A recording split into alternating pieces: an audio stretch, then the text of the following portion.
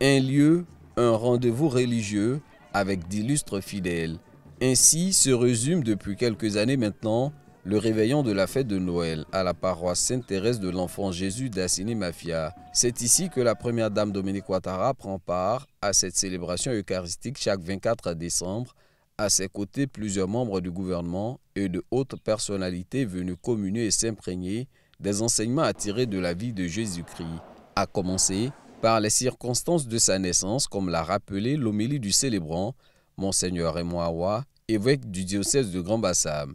Il naît au milieu des animaux, dans une table, couché dans une mâchoire.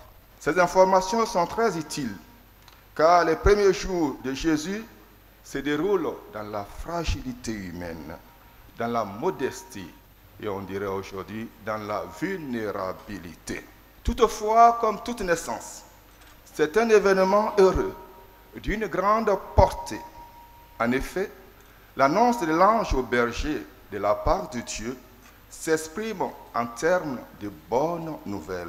Cette bonne nouvelle est précédée d'une assurance. Ne craignez pas.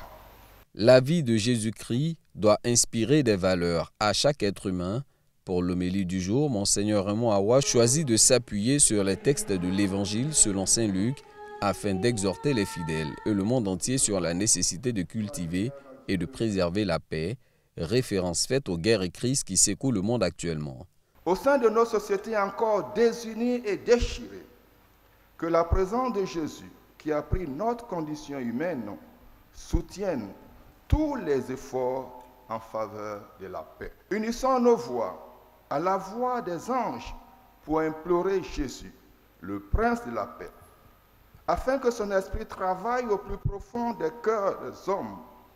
Ainsi, accordera-t-il aux ennemis la grâce de se parler, aux adversaires et aux belligérants la grâce de se tendre la main.